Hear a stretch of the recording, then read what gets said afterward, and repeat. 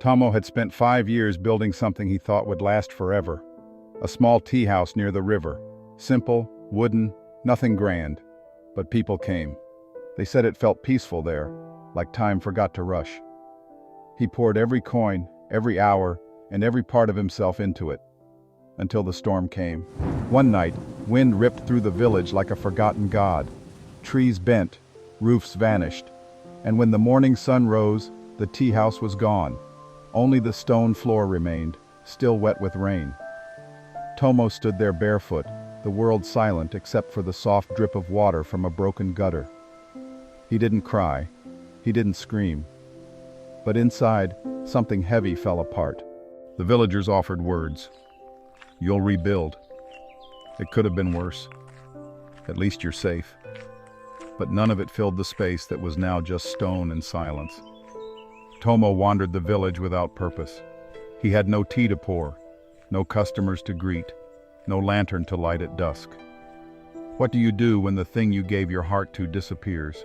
At night, he'd sit by the river with his hands in his lap, as if they were waiting for something. But they held nothing. The tea house was more than a place.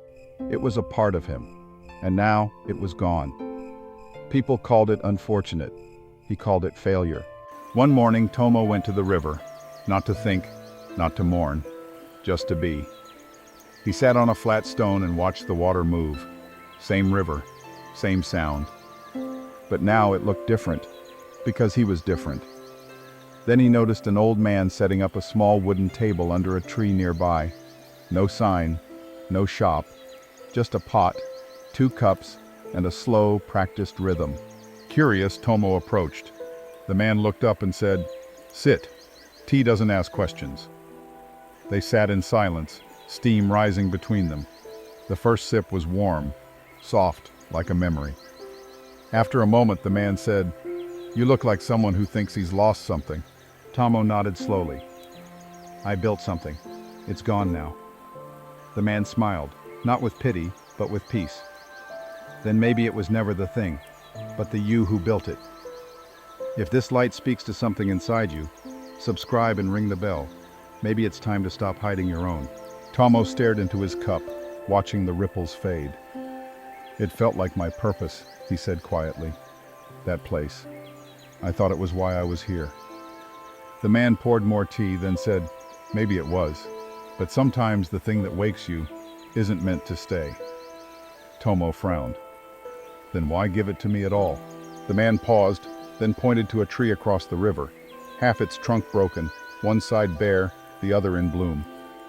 "That tree still grows," he said, "not because it's whole, but because it stopped waiting to be." Tomo didn't answer, but he understood something. Not everything taken from you is punishment. Sometimes it's permission. Permission to begin again. Days passed, then a week. Tomo stopped waiting for the old version of his life to return. He returned to the river each morning, not for answers, just for stillness. One day he brought a small kettle, then 2 cups, not to open another tea house, just to offer something warm to anyone passing through. He didn't call it anything, didn't hang a sign, just poured tea and listened. People sat, sometimes in silence, sometimes with stories. They didn't come for drinks, they came for space. Without knowing it, Tomo had created something again, not with walls, with presence. He no longer chased the old dream. He let it die, so something truer could rise in its place. Months later, a traveler asked Tomo if he had ever rebuilt his tea house. Tomo smiled, looking out at the river. "No," he said, "I never rebuilt the old one." The traveler frowned. "But people say this place, it helps them." Tomo nodded. "Because now, I don't pour tea for a place. I pour it for people, and for myself." He didn't need a name for what he was doing. It didn't need approval, or a roof. It had roots in something deeper now, something that loss had cleared the way for.